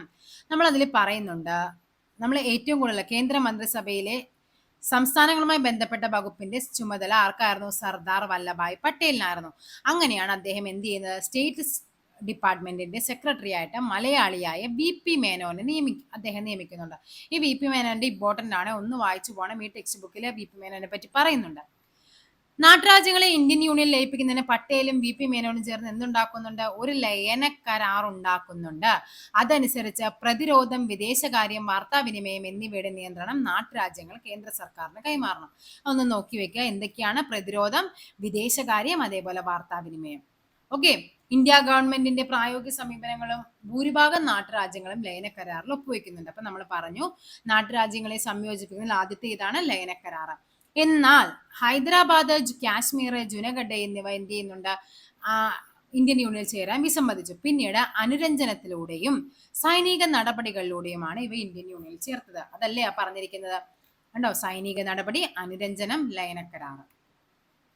ഇനി നമുക്ക് നോക്കാം. ഫ്രാൻസിന്റെ അധിനിവേശ പ്രദേശങ്ങളായിരുന്നു പോണ്ടിച്ചേരി, കാരക്കൽ, മാഹിയാനം. അത് ഇന്ത്യൻ യൂണിയനിൽ ചേർത്തത് 1954 അതേപോലെ പോർച്ചുഗലിന്റെ അധിനിവേശ പ്രദേശങ്ങൾ ഏതൊക്കെയായിരുന്നു? ഗോവയും ദാമൻ ആൻഡ് ദിയുമായിരുന്നു. 1961 അതിനെ നമ്മൾ ഇന്ത്യൻ യൂണിയനിലേക്ക് കൂട്ടിച്ചേർത്തത്. നെക്സ്റ്റ് ആണ് ഇന്ത്യൻ ഭരണഘടനയുടെ ആമുഖം എഴുതി തയ്യാറാക്കിയത്. ആരാണ് ഇന്ത്യൻ ഭരണഘടനയുടെ ആമുഖം തയ്യാറാക്കിയത്? നമുക്കറിയാം ജവഹർലാൽ നെഹ്റു. ജവഹർലാൽ നെഹ്റുവിന്റെ ലക്ഷ്യപ്രമേയം എന്ന് പറയുന്നതാണ് എന്താണ് പിന്നീട് ആമുഖമായിട്ട് മാറിയത്. ഇനി ആമുഖം തുടങ്ങുന്നത് എങ്ങനെയാണ്? നാം ഭാരതത്തിലെ ജനങ്ങൾ. കഴിഞ്ഞ പരീക്ഷയ്ക്ക് ചോദിച്ചതാണ് നാം ഭാരതത്തിലെ ജനങ്ങൾ. ഇന്ത്യയിലെ ജനങ്ങളായ നാം എന്നൊക്കെ പറഞ്ഞായിരുന്നു ഓപ്ഷൻ തന്നിരുന്നത്. നാം ഭാരതത്തിലെ ജനങ്ങൾ, we the people of India എന്ന് പറയുന്നതാണ് എന്താ ഈ പറയുന്ന ആമുഖം തുടങ്ങുന്നത്. അതേപോലെ ആമുഖത്തിൽ രേഖപ്പെടുത്തിയിരിക്കുന്ന ഒരേ ഒരു ഡേറ്റ് ആണ് 1949 നവംബർ 26. എന്താണ് ഈ നവംബർ 26 പ്രത്യേകത ഉണ്ടായിരുന്നു. എന്താണ് നമ്മുടെ ഭരണഘടനാ ദിനം, നിയമദിനമൊക്കെ നവംബർ 26 ആയിരുന്നു. ഓക്കെ. അതേപോലെ 1976 42 ഭേദഗതി, ആമുഖം ഒരൊറ്റ തവണയെ ഭേദഗതി ചെയ്തിട്ടുള്ളൂ, അത് 42 ഭേദഗതിയാണ്. ഇതിനെയാണ് നമ്മൾ മിനി കോൺസ്റ്റിറ്റ്യൂഷൻ എന്നറിയപ്പെടുന്നത്. ഏതാണ്? 42 ഭേദഗതിയാണ്. ഇതിലോടുകൂടി കൂട്ടിച്ചേർത്ത് ഏതൊക്കെയായിരുന്നു നമ്മുടെ ആമുഖത്തിൽ കൂട്ടിച്ചേർത്തത്? മതേതരത്വം, അതേപോലെ സ്ഥിതി സമത്വം എന്നീ വാക്കുകളാണ് ഇതിൽ കൂട്ടിച്ചേർത്തത്. സ്ഥിതി സമത്വം എന്നീ വാക്കുകൾ കൂട്ടിച്ചേർത്തു. നെക്സ്റ്റ് ക്വസ്റ്റ്യൻ നോക്കാം. മതസ്വാതന്ത്ര്യത്തിനുള്ള വ്യക്തിയുടെ അവകാശം. അതായത് ആർട്ടിക്കിൾ 25 മുതൽ 28 വരെയാണ് മതസ്വാതന്ത്ര്യത്തെ പറ്റി പറയുന്നത്. അപ്പൊ ഇവിടെ ഏത് വരും? ആർട്ടിക്കിൾ 25 ആണ്. എന്താണ് ആർട്ടിക്കിൾ 21? ജീവനും സ്വത്തിനുമുള്ള അവകാശമാണ് ആർട്ടിക്കിൾ 21 എന്ന് പറയുന്നത്. എന്താണ് ആർട്ടിക്കിൾ 14 എന്ന് പറയുന്നത്? നിയമത്തിന് മുന്നിൽ തുല്യ അവകാശം, നിയമത്തിന് മുന്നിൽ തുല്യ അവകാശമാണ് ആർട്ടിക്കിൾ 14 പറയുന്നത്. ഓക്കെ. അപ്പൊ ഇവിടെ നമുക്ക് പഠിക്കാനുണ്ട് സുവർണ ത്രികോണം എന്നറിയപ്പെടുന്ന ആർട്ടിക്കിൾസ് ഉണ്ട്. അത് ഏതാണ്? 14 ഈ പറയുന്ന 19, 21. 19 എന്താണ്? 6 മൗലിക സ്വാതന്ത്ര്യങ്ങളെ പറ്റി പറയുന്നതാണ് 19 എന്ന് പറയുന്നത്. ഈ 14 അതേപോലെ 19, 21നെയാണ് നമ്മൾ സുവർണ ത്രികോണം എന്ന് പറയുന്ന 3 ആർട്ടിക്കിൾസ് എന്ന് പറയുന്നത്. ഓക്കെ. നെക്സ്റ്റ് നോക്കാം. ഇന്ത്യൻ ഭരണഘടനയിൽ ബാലവേല ഏതാണ്? ബാലവേല നിരോധിക്കുന്നത് ആർട്ടിക്കിൾ 24 പ്രകാരമാണ് ബാലവേല നിരോധിക്കുന്നത്. എന്നാണ് ലോക ബാലവേല ദിനം? എന്നാണ് അത്? ജൂൺ 12 ലോക ബാലവേല ദിനം. ഭരണഘടനാ ഡ്രാഫ്റ്റിംഗ് കമ്മിറ്റിയിൽ അംഗമല്ലാത്ത ആള്. അപ്പൊ ആരൊക്കെയാണ് അംഗങ്ങളെന്ന് നമുക്ക് പഠിക്കണ്ടേ? ആരൊക്കെയാണ്? നമുക്കറിയാം, അംബേദ്കർ ഉണ്ടായിരുന്നു, അതേപോലെ തന്നെ KM മുൻഷി ഉണ്ട്, പിന്നെയുള്ളത് ആരാണ്? അല്ലാടി കൃഷ്ണസ്വാമി അയ്യർ. ഡോക്ടർ രാജേന്ദ്ര പ്രസാദ് അല്ലാത്തത്. അപ്പൊ നമ്മുടെ ആൻസർ ഏതാണ്? ഓപ്ഷൻ ഡി ആണ്. അപ്പൊ നമുക്ക് പഠിക്കാം അംബേദ്കർ. ഓക്കെ. അതേപോലെ നെക്സ്റ്റ് ആരാണ്? KM മുൻഷി. പിന്നെ വരുന്നത് മുഹമ്മദ് സാദുള്ള. പിന്നെ ആരാണ്? അല്ലാടി കൃഷ്ണസ്വാമി അയ്യർ. പിന്നെ വരുന്നത് N ഗോപാലസ്വാമി അയ്യങ്കാർ. നെക്സ്റ്റ് വരുന്നത് DP ഗെയ്ത്താനും. ലാസ്റ്റ് വരുന്ന ആളാരായിരുന്നു? BL മിത്തർ. ഇത്രയും പേരായിരുന്നു നമ്മുടെ ഭരണഘടന ഡ്രാഫ്റ്റിംഗ് കമ്മിറ്റിയിൽ അംഗമായിട്ടുണ്ടായിരുന്നത്. എങ്കിൽ DP ഗെയ്ത്താൻ ഇടയ്ക്ക് വെച്ച് മരണം സംഭവിക്കുകയും പകരം ആരായിട്ട് വന്നു? TT കൃഷ്ണമാചാരി പകരമായിട്ട് വന്നു. ഓക്കെ. അതേപോലെ BL മിത്തൽ എന്ത് ചെയ്യുന്നുണ്ട്? രാജിവെച്ചിട്ട് പകരം ആരാണ് വരുന്നത്? N മാധവറാവു വരുന്നുണ്ട്. അപ്പൊ നമ്മൾ ഇത്രയും 9 പേരുടെ പേര് നമ്മൾ പഠിക്കണം. ഈ 7 പേരുടെ പേര് പഠിച്ചു വെച്ച് കഴിഞ്ഞാൽ ഇവരുടെ ചിലപ്പോൾ നമുക്ക് ഓപ്ഷൻ ഇവരുടെയും പേര് തന്നാൽ നമ്മൾ അവരില്ലല്ലോ എന്ന് വിചാരിക്കരുത്. ഗെയ്ത്താന്റെ മരണശേഷം TT കൃഷ്ണമാചാരിയും മിത്തൽ രാജിവെച്ചതിന് ശേഷം N മാധവറാവും വരുന്നുണ്ട്. ഇന്ത്യൻ ഭരണഘടനയുടെ അവസാനത്തെ ഭേദഗതിയായിരുന്നു എന്താ? ഈ പറയുന്ന നിയമനിർമ്മാണ സഭകളിലെ സ്ത്രീ സംവരണവുമായി ബന്ധപ്പെട്ടത്. എന്താണ് പ്രത്യേകതകൾ? 106 ഭേദഗതിയായിരുന്നു. 106 ഭേദഗതി 2023. ഇതായിരുന്നു പറയുന്ന സ്ത്രീ സംവരണവുമായി ബന്ധപ്പെട്ട ഭേദഗതി എന്ന് പറയുന്നത്. പിന്നെ പഠിക്കേണ്ട എന്താണ്? പുതിയ പാർലമെന്റിലെ നടത്തിയ ആദ്യ ബില്ലായിരുന്നു. പുതിയ പാർലമെന്റിൽ പാസ്സാക്കിയ ആദ്യ ബില്ലാണ് ഈ പറയുന്ന നാരി ശക്തി വന്ദൻ അധിനിയം. അതായിരുന്നു അതിന്റെ പേര്. നാരി ശക്തൻ വന്ദൻ അധിനയം. അതായത് നമ്മുടെ ലോകസഭകളിലും സംസ്ഥാന നിയമസഭകളിലൊക്കെ എന്താണ് 33% സംവരണം സ്ത്രീകൾക്ക് വേണമെന്ന് പറയുന്നതായിരുന്നു ഈ പറയുന്ന നാരി ശക്തൻ വന്ദൻ അധിനിയം. അത് അവതരിപ്പിച്ചത് 2023 സെപ്റ്റംബർ 19 അവതരിപ്പിക്കുന്നത്. 2023 സെപ്റ്റംബർ 28 അത് രാഷ്ട്രപതി ഒപ്പുവെക്കുന്നുണ്ട്. ഓക്കെ. അതേപോലെ ഇത് ആരാണ് അവതരിപ്പിച്ചത്? അത് അർജുൻ റാം മേഘ്വാൾ ആണ് എന്ത് ചെയ്യുന്നത്? ഈ ഒരു ഭരണഘടനാ ഭേദഗതി ബില്ല് പാർലമെന്റിൽ അവതരിപ്പിക്കുന്നത്. ഇന്ത്യൻ ഭരണഘടന ഉറപ്പു നൽകുന്ന മൗലികാവകാശങ്ങളിൽ നിന്നും പിന്നീട് നീക്കം ചെയ്യപ്പെട്ട അവകാശമാണ് എന്ത്? സ്വത്ത് സമ്പാദിക്കാനുള്ള അവകാശം. അതിപ്പോ ഏതാണ്?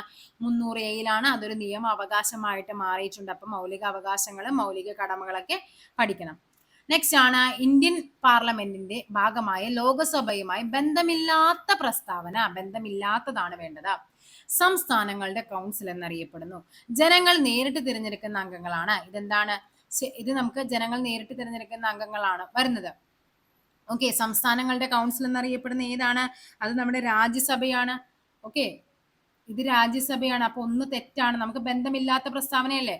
ഇത് 1ഉം 2ഉം ആണേ. അപ്പൊ ഇതൊക്കെ നമുക്ക് മാറ്റാം. ഈ ഒരു ഓപ്ഷൻ നമുക്ക് വെട്ടിക്കളയാം. പിന്നെ എന്താണ്? ജനങ്ങൾ നേരിട്ട് തിരഞ്ഞെടുക്കുന്ന അംഗങ്ങളാണ്. ഇത് ശരിയാണ്. ലോകസഭയിലേക്ക് നമ്മൾ ജനങ്ങൾ നേരിട്ടാണ്. അപ്പൊ ഇതല്ല എന്ന് മനസ്സിലായി. ഇനി 2ഉള്ളത് ഏതാണ്? ഇനി ഉപരാഷ്ട്രപതി അധ്യക്ഷം വഹിക്കുന്നത് എവിടെയാണ്? അത് രാജ്യസഭയിലാണ്. അപ്പൊ ഇതും എന്താണ്? തെറ്റാണ്. 1ഉം 3ഉമാണ് നമുക്കിവിടെ തെറ്റായിട്ട് വരേണ്ടത്. ഓപ്ഷൻ സി ആണ്. ജനപ്രതിനിധി സഭ എന്നറിയപ്പെടുന്നു. ഇത് ശരിയാണ്. രാജ്യസഭാ ചെയർമാൻ ആകേണ്ട പ്രായം എത്രയാണ്? 30 വയസ്സാണ് രാജ്യസഭാ ചെയർമാൻ ആകേണ്ട പ്രായം എന്ന് പറയുന്നത്. അപ്പൊ നമുക്ക് ജസ്റ്റ് ഒന്ന് നോക്കിയിട്ട് പോകാം എന്തൊക്കെയാണ് ലോകസഭയും രാജ്യസഭയും തമ്മിലുള്ള വ്യത്യാസങ്ങൾ എന്നുള്ളത്. നമുക്കറിയാം ഇവിടെ എന്താണ്? അധോസഭ എന്നറിയപ്പെടുന്നത് ഏതാണ്? ഈ പറയുന്ന ലോകസഭയാണ്. അപ്പൊ ഇതെന്താണ്? ഉപരിസഭ എന്നറിയപ്പെടുന്നത് രാജ്യസഭയാണ്. അതേപോലെ 81ാം വകുപ്പ് പ്രകാരമാണ് ലോകസഭ വരുന്നത്. ഇതെന്താണ്? 80ാം വകുപ്പ് പ്രകാരമാണ് രാജ്യസഭ വരുന്നത്. അതേപോലെ ഇതിനറിയപ്പെടുന്ന പേരാണ് ഹൗസ് ഓഫ് പീപ്പിൾ. ജനപ്രതിനിധി സഭ house of the people. Okay, അതേപോലെ ഇവിടെ അറിയപ്പെടുന്ന പേരെന്താണ്? കൗൺസിൽ ഓഫ് സ്റ്റേറ്റ്സ് എന്നറിയപ്പെടുന്നു. കൗൺസിൽ ഓഫ് സ്റ്റേറ്റ്സ് എന്നറിയപ്പെടുന്ന ഏതാണ്? രാജ്യസഭയാണ്. ആണ് നമ്മൾ പറഞ്ഞത് സംസ്ഥാനങ്ങളുടെ കൗൺസിൽ എന്നറിയപ്പെടുന്നു എന്നുള്ളത്. അതേപോലെ ഇവിടെ ലോകസഭയുടെ അധ്യക്ഷൻ എന്ന് പറയുന്ന ആരാണ്? സ്പീക്കർ ആയിരിക്കും. ലോകസഭ സ്പീക്കർ ആയിരിക്കും. രാജ്യസഭയുടെ അധ്യക്ഷൻ എപ്പോഴും ആരാണ്? ഉപരാഷ്ട്രപതി ആയിരിക്കും അധ്യക്ഷൻ എന്ന് പറയുന്നത്. ഇനി ലോകസഭ അംഗമാകാനുള്ള പ്രായപരിധി എന്ന് പറഞ്ഞാൽ 25 വയസ്സും രാജ്യസഭ അംഗമാകാനുള്ള പ്രായപരിധി എന്ന് പറഞ്ഞാൽ 30 വയസ്സുമാണ്. ഓക്കെ, അതേപോലെ ലോകസഭയുടെ കാലാവധി എത്രയാണ്? 5 വർഷമാണ്. അംഗങ്ങളുടെ കാലാവധി ചോദിച്ചാലോ അതും 5 വർഷമാണ്. രാജ്യസഭയുടെ കാലാവധി ചോദിച്ചു കഴിഞ്ഞാൽ അതിനെന്താണ്? കാലാവധി ഇല്ല. അതെന്താണ്? ഒരു സ്ഥിരം സഭയാണ്. ഒരുമിച്ച് ആരും പിരിഞ്ഞു പോകാറില്ല. 3ൽ 2 പേർ ഭാഗവിഹിതമാണ് എന്ത് ചെയ്യുന്നത്? പിരിഞ്ഞു പോകുന്നത്. രാജ്യസഭ അംഗങ്ങളുടെ കാലാവധി ചോദിച്ചു കഴിഞ്ഞാൽ എത്രയാണ്? 6 വർഷമാണ്. മൗലിക കടമകൾ ഇന്ത്യൻ ഭരണഘടന എവിടെ നിന്നാണ് കടം കൊണ്ടത്? മൗലിക കടമകൾ എവിടെ നിന്നാണ്? അത് സോവിയറ്റ് യൂണിയനിൽ നിന്നാണ് മൗലിക കടമകൾ കടം കൊണ്ടത്. USA നിന്ന് കടം കൊണ്ട് എന്തൊക്കെയാണ്? മൗലിക അവകാശം USA നിന്നാണ്. പിന്നെ എന്തൊക്കെയാണ്? ആമുഖം, പിന്നെന്താണ്? സുപ്രീം കോർട്ട്, ഇതൊക്കെ USA നിന്നാണ്. ഫ്രാൻസിൽ നിന്നാണെങ്കിൽ ഏക പൗരത്വം, അതേപോലെ ബ്രിട്ടനിൽ നിന്നാണ് ഏക പൗരത്വം, അതേപോലെ റിട്ട്, പിന്നെന്തൊക്കെയാണ്? നിയമവാഴ്ച, ദ്വിമണ്ഡല സഭ, ഇതൊക്കെ എവിടെ നിന്നാണ്? ബ്രിട്ടനിൽ നിന്നാണ്. അതേപോലെ കേവല ഭൂരിപക്ഷ വ്യവസ്ഥ, ഇതൊക്കെ ബ്രിട്ടനിൽ നിന്നാണ്. ഫ്രാൻസിൽ നിന്ന് എന്തൊക്കെയാണ്? റിപ്പബ്ലിക് എന്ന ആശയം ഫ്രാൻസിൽ നിന്നാണ്. റിപ്പബ്ലിക്. പിന്നെന്താണ്? സ്വാതന്ത്ര്യം, സമത്വം, സാഹോദര്യം എന്നീ ആശയങ്ങളും നമ്മുടെ ഫ്രാൻസിൽ നിന്നാണ് കടം കൊണ്ടിട്ടുള്ളത്. ആരുടെ അഭ്യർത്ഥന മാനിച്ചാണ് 1932 ഒക്ടോബർ 2 കെ കേളപ്പൻ ഗുരുവായൂർ സത്യാഗ്രഹം അവസാനിപ്പിച്ചത്? ആരുടേതായിരുന്നു? ഗാന്ധിജി. നമുക്കറിയാം 1931 നവംബർ 1 എന്ത് തുടങ്ങുന്നത്? ഗുരുവായൂർ സത്യാഗ്രഹം ആരംഭിക്കുന്നത്. അതിന്റെ പ്രസിഡന്റ് ആയിരുന്നു ആര്? മന്നത്ത് പത്മനാഭൻ എന്ന് പറയുന്ന പ്രസിഡന്റും കെ കേളപ്പൻ ആയിരുന്നു ആര്? സെക്രട്ടറി. ഗുരുവായൂർ സത്യാഗ്രഹത്തിന്റെ സെക്രട്ടറി ആയിരുന്നു ആര്? കെ കേളപ്പൻ. AK ഗോപാലൻ ആരായിരുന്നു? വോളണ്ടിയർ ക്യാപ്റ്റൻ ആയിരുന്നു AK ഗോപാലൻ എന്ന് പറയുന്നത്. 1932 ഒക്ടോബർ 2 കെ കേളപ്പൻ എന്ത് ചെയ്യുന്നുണ്ട്? ഗാന്ധിജിയുടെ നിർദ്ദേശത്തെ തുടർന്നാണ് ഈ ഗുരുവായൂർ സത്യാഗ്രഹം അവസാനിപ്പിക്കുന്നത്. EV രാമസ്വാമി നായ്ക്കരുമായി ബന്ധപ്പെട്ട ഏതാണ്? വൈക്കം സത്യാഗ്രഹം. വൈക്കം ഹീറോ എന്നൊക്കെ അറിയപ്പെടുന്നതാണ് EV രാമസ്വാമി നായ്ക്കർ. നമുക്ക് എന്തൊക്കെയാ പഠിക്കാനുള്ളത്? 1924 വൈക്കം സത്യാഗ്രഹം വരുന്നത്. അതിൽ സവർണ ജാഥ, വൈക്കം സത്യാഗ്രഹവുമായി ബന്ധപ്പെട്ട സവർണ ജാഥ നയിച്ച് ചോദിച്ചു കഴിഞ്ഞാൽ നമ്മൾ പറയുന്നത് ആരെയാണ്? മന്നത്ത് പത്മനാഭൻ. എവിടെ മുതൽ എവിടം വരെ? വൈക്കം മുതൽ തിരുവനന്തപുരം വരെ സവർണ ജാഥ. അതേപോലെ വേറൊരു സവർണ ജാഥയും ഉണ്ടായിരുന്നു. അതാരാണ്? ME നായിഡു സവർണ ജാഥ നയിച്ചു. എവിടെ മുതൽ എവിടം വരെ? തിരുവനന്തപുരം മുതൽ നാഗർകോവിൽ വരെ സവർണ ജാഥ നയിച്ചത് ME നായിഡു ആണ്. നെക്സ്റ്റ് ക്വസ്റ്റ്യൻ നോക്കാം. രണ്ടാം ഈഴവ മെമ്മോറിയൽ എന്നറിയപ്പെടുന്ന 1900 ഈഴവ മെമ്മോറിയൽ സമർപ്പിക്കപ്പെട്ടത് ആർക്കായിരുന്നു? ലോർഡ് കഴ്സൺ പ്രഭുവിനാണ്. അപ്പൊ എന്താണ് മലയാളി മെമ്മോറിയൽ എന്ന് പറഞ്ഞാൽ? മലയാളി മെമ്മോറിയൽ നമുക്കറിയാം 1891 ജനുവരി 1 സമർപ്പിക്കപ്പെട്ടതാണ് മലയാളി മെമ്മോറിയൽ. അതായത് ഉന്നത ജോലിയിൽ തദ്ദേശീയർക്ക് തദ്ദേശീയരെ ഉൾപ്പെടുത്തണം എന്നുള്ളതായിരുന്നു മലയാളി മെമ്മോറിയൽ. ഏകദേശം 10,028 പേര് ഒപ്പുവെച്ചു. ആദ്യമായിട്ട് ഒപ്പുവെച്ച ആരായിരുന്നു? അത് KP ശങ്കരമേനോനായിരുന്നു ആദ്യമായി ഒപ്പുവെച്ചത്. അതേപോലെ അതിന് നേതൃത്വം നൽകിയത് ആരാണ്? നേതൃത്വം നൽകിയത് GP പിള്ളയാണ് നേതൃത്വം നൽകിയത്. തിരുവിതാംകൂറുകാർക്ക് എന്നൊരു ലഘുലേഖനം എന്ത് ചെയ്യുന്നുണ്ട്? ഈ മലയാളി മെമ്മോറിയലുമായി ബന്ധപ്പെട്ടുണ്ട്. അത് ആരുടേതാണ്? GP പിള്ളയുടേതാണ്. ഇനിയാണ് ഈഴവ മെമ്മോറിയൽ, അതായത് ഈഴവർക്കുള്ള പ്രാധാന്യത്തെ പറ്റിയാണ് ഇതിൽ പറയുന്നത്. അത് ഏത് വർഷമാണ്? 1896 സെപ്റ്റംബർ 3 സെപ്റ്റംബർ 3 ആരായിരുന്നു? ഡോക്ടർ പൽപ്പു ആയിരുന്നു അതിന് നേതൃത്വം നൽകിയത്. അതിനുശേഷമാണ് രണ്ടാം ഈഴവ മെമ്മോറിയൽ എന്നറിയപ്പെടുന്ന 1900 അത് നൽകിയത് ആർക്കാണ്? ലോർഡ് കഴ്സൺ പ്രഭുവിനാണ്. കേരളത്തിലെ ആദ്യ രാജവംശമായ മൂഷക വംശം ഭരണം നടത്തിയിരുന്നത്. ഇത് 9ാം ക്ലാസ്സിലെ പഴയ ടെക്സ്റ്റ് ബുക്കിലെ 8ാമത്തെ ചാപ്റ്ററിലാണ് ഇത് പറയുന്നത്. 11ാം നൂറ്റാണ്ടിൽ രചിക്കപ്പെട്ട മൂഷക വംശകാവ്യം കേരളത്തിലെയും ഇന്ത്യയിലും ആദ്യത്തെ രാജവംശ വലിയ ചരിതമാണ്. ഏതാണ്ട് 6ാം നൂറ്റാണ്ട് മുതൽ 18ാം നൂറ്റാണ്ട് വരെ കോലത്തുനാട് ഭരിച്ചിരുന്ന മൂഷക രാജവംശത്തിലെ കോലത്തുനാട് ആരെ മുതൽ ആരെ വരെയാണ്? രാമഘടകം മുതൽ ശ്രീകണ്ഠൻ വരെയുള്ള 49ഓളം രാജാക്കന്മാരുടെ ഭരണകാലത്തെ പറ്റിയാണ്. ഏത്? ശ്രീകണ്ഠന്റെ കൊട്ടാരം കവിയായിരുന്ന അതുലനാണ് ഈ മഹാകാവ്യം രചിച്ചത്. അപ്പൊ എന്താണ് മൂഷക വംശ കാവ്യം ചോദിച്ചു കഴിഞ്ഞാൽ ആരാണ്? അതുലനാണ്. ഇനി നമുക്ക് അതിൽ പഠിക്കാനുള്ള കുറച്ച് ചെപ്പേടുകളും ശാസനങ്ങളുമാണ്. തെക്കൻ തിരുവിതാംകൂറിലെ ആയി രാജാവ് വിക്രമാദിത്യ വരഗുണൻ 9ാം നൂറ്റാണ്ടിൽ ശ്രീമൂലവാസത്തെ ബുദ്ധമത മന്ദിരത്തിന് കൊടുത്ത അവകാശങ്ങളാണ് എന്ത്? പാലിയം ചെപ്പേട് എന്നറിയപ്പെടുന്നത്. 9, 10, 11 നൂറ്റാണ്ടുകളിൽ താഴേക്കാവ്, കിണാലൂർ, ആലത്തൂർ, തിരുമണ്ണൂർ, ചിതറാൽ എന്നിവിടങ്ങളിൽ ജൈന മന്ദിരങ്ങൾക്ക് ചെയ്ത ദാനങ്ങളാണ് തിരുമണ്ണൂർ ശാസനം. ഓക്കെ, ബുദ്ധമത മന്ദിരത്തിന് പാലിയം ചെപ്പേടും ബുദ്ധൻ പാലിയമാണ്. ജൈനമതം തിരുമണ്ണൂർ. ബുദ്ധമതമായി ബന്ധപ്പെട്ട പാലി ഭാഷയൊക്കെ പഠിക്കുന്നുണ്ട്, അങ്ങനെ ഒന്ന് കണക്ട് ചെയ്താൽ മതി. വേണാട് നാടുവാഴി അയ്യനടികൾ CE 9ാം നൂറ്റാണ്ടിൽ മണിഗ്രാമം കച്ചവട സംഘത്തിൽപ്പെട്ട മർ സപ്പീർ ഈശോ എന്ന ക്രൈസ്തവ കച്ചവടക്കാരന് കൊല്ലം നഗരത്തിൽ കച്ചവടം ചെയ്യാനും തരിസാപ്പള്ളി പണിയാനും നൽകിയ അവകാശമാണ് തരിസാപ്പള്ളി ശാസനം. ഇത് കഴിഞ്ഞ പരീക്ഷയ്ക്ക് ചോദിച്ചതാണ് എന്ത്? തരിസാപ്പള്ളി ശാസനവുമായിട്ട് ബന്ധപ്പെട്ടത്. അത് അയ്യനടികൾ തിരുവടികൾ, ഇതായിരുന്നു ആൻസർ വന്നത്. അഞ്ചുവണ്ണം കച്ചവട സംഘത്തിൽപ്പെട്ട ജോസഫ് റബ്ബാൻ എന്ന ജൂത വ്യാപാരിക്ക് കൊടുങ്ങല്ലൂർ നഗരത്തിൽ കച്ചവടം ചെയ്യാൻ പെരുമാൾ രാജാവായ ഭാസ്കര രവി നൽകിയതാണ് എന്ത്? ജൂതശാസനം. CE 13ാം നൂറ്റാണ്ടിൽ നെടിയിരുപ്പ് സ്വരൂപത്തിലെ സാമൂതിരി രാജാവ് മുച്ചുന്തി മുസ്ലിം പള്ളികൾക്ക് കുന്മംഗലത്ത് പുള്ളിക്കൽ ഭൂമികൾ ചാർത്ത് നൽകിയതാണ് എന്ത്? മുച്ചുന്തിപ്പള്ളി ശാസനം. ഇനിയാണ് ജസ്റ്റ് പഠിക്കേണ്ടത് മറ്റൊരു ടോപ്പിക്കാണ് കോലസ്വരൂപം എന്നറിയപ്പെടുന്ന ഏതാണ്? കോലത്തുനാട്. നെടിയിരുപ്പ് സ്വരൂപം ഏറനാട്. ഇത് ചോദിക്കാറുണ്ട്. നെടിയിരുപ്പ് സ്വരൂപം എന്നറിയപ്പെടുന്ന ഏതാണ്? ഏറനാട്. അല്ലെങ്കിൽ കൊച്ചി അറിയപ്പെടുന്ന പേരെന്താണ്? പെരുമ്പടപ്പ സ്വരൂപം. തൃപ്പാപ്പൂർ സ്വരൂപം ഏതാണ്? വേണാടാണ്. കേരളത്തിലെ വന്യജീവി സങ്കേതങ്ങളും ദേശീയോദ്യാനങ്ങളും സംബന്ധിച്ച വിവരങ്ങളാണ് ചുവടെ. ഇവയിൽ ശരിയായ ജോഡിയാണ് വേണ്ടത്. മതികെട്ടാഞ്ചോല എവിടെയാണ്? നമുക്കറിയാം മതികെട്ടാഞ്ചോല നമ്മുടെ ഇടുക്കി ജില്ലയിലാണ്. നമുക്കറിയാം ദേശീയ നാഷണൽ പാർക്കുകളിൽ 5 4 എവിടെയാണ്? ഇടുക്കി ജില്ലയിലാണ്. സൈലന്റ് വാലി മാത്രമാണ് ഇവിടെ പാലക്കാടുള്ളത്. പാമ്പാടിൻചോല ഇടുക്കിയാണ്, ശരിയാണ്. ആറളം വന്യജീവി സങ്കേതം കണ്ണൂരാണ്. കരിമ്പുഴ എവിടെയാണ്? കരിമ്പുഴ മലപ്പുറത്താണ്. മലപ്പുറത്തില് 2020 കരിമ്പുഴ വന്യജീവി സങ്കേതം വരുന്നത്. അവിടുത്തെ പ്രധാനപ്പെട്ട ഒരു ജീവിയാണ് എന്ത്? പന്നിമൂക്കൻ തവള. പന്നിമൂക്കൻ തവളയുമായി ബന്ധപ്പെട്ട വന്യജീവി സങ്കേതം ഏതാണ്? കരിമ്പുഴയാണ്, മലപ്പുറമാണ്. ആറളം വന്യജീവി സങ്കേതത്തിന്റെ പ്രത്യേകത എന്താണ്? സൈലന്റ് വാലി ഓഫ് കണ്ണൂർ എന്നറിയപ്പെടുന്നു. ഓക്കെ, അതേപോലെ തന്നെ പൂമ്പാറ്റകളുടെ ദേശാടനം ആദ്യമായി നിരീക്ഷിച്ചത് കഴിഞ്ഞൊരു പരീക്ഷയ്ക്ക് ചോദിച്ചതാണ്. പൂമ്പാറ്റകളുടെ ദേശാടനം ആദ്യമായി നിരീക്ഷിച്ച ദേശീയ പാർക്കാണ് എന്ത്? നമ്മുടെ ഈ പറയുന്ന ആറളം വന്യജീവി സങ്കേതം.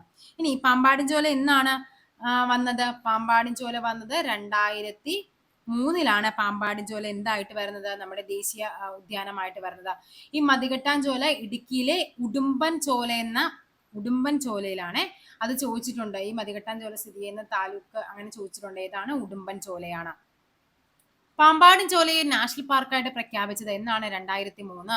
അപ്പൊ നമുക്ക് പഠിക്കേണ്ട ഏതൊക്കെയാണ്? ഇരവികുളത്തെ നാഷണൽ പാർക്കായിട്ട് പ്രഖ്യാപിച്ചത് എന്നാണ്? ഇരവികുളമാവുമ്പോൾ അത് 1978 ഇരവികുളത്തെ നാഷണൽ പാർക്കായിട്ട് പ്രഖ്യാപിക്കുന്നത്. സൈലന്റ് വാലി ആണെങ്കിലോ, സൈലന്റ് വാലി 1984. ബാക്കി മൂന്നും മതികെട്ടാഞ്ചോല, പാമ്പാടിഞ്ചോല, ആനമുടിച്ചോല, അത് മൂന്നും എപ്പോഴാണ്? 2003. എഫ് ആകൃതിയിലുള്ള കേരളത്തിലെ കായൽ. എഫ് ആകൃതിയിലുള്ള കായൽ ഏതാണ്? ശാസ്താംകോട്ട കായലാണ്.